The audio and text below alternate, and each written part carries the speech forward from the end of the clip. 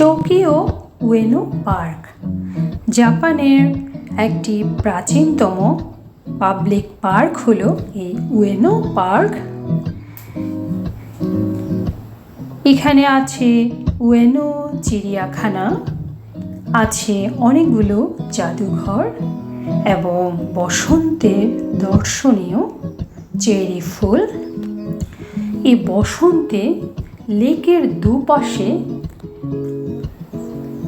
এত সুন্দরভাবে প্রতিটা গাছে চেরি ফুলে ফুলে চেয়ে থাকে, সে এক মনোরম সৌন্দর্য। তো ভিউয়ার্স, দেখতে দেখতে আমাদের চলে আসার সময় হয়ে এলো। তো কিছুটা সময় নিয়ে আমরা চলে এলাম উয়েনো পার্কে। চলে আসার আগে যদি উয়েনোতে না যাই, মনে একটা আফসোস থেকে যাবে।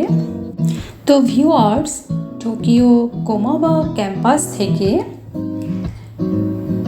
বিকেল 3টা সাড়ে 3টা করে বেরিয়ে আমরা ট্রেনে করে পৌঁছে গেলাম উয়েনো স্টেশনে। তো উয়েনো স্টেশন থেকে চলে এলাম উয়েনো পার্কে।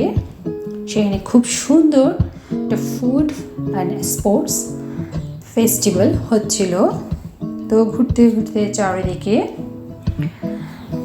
আমরা উয়েনো পার্ক হয়ে, তখন প্রায় সন্ধ্যা হয়ে এসছে, চলে এলাম উয়েনো মার্কেটে।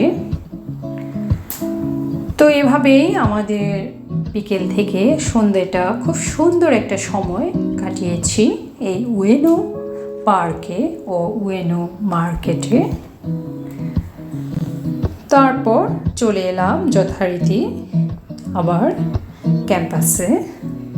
আপনারা পুরো ভিডিওটি দেখুন, খুবই ভালো লাগবে ভিউয়ার্স। তো চলুন তাহলে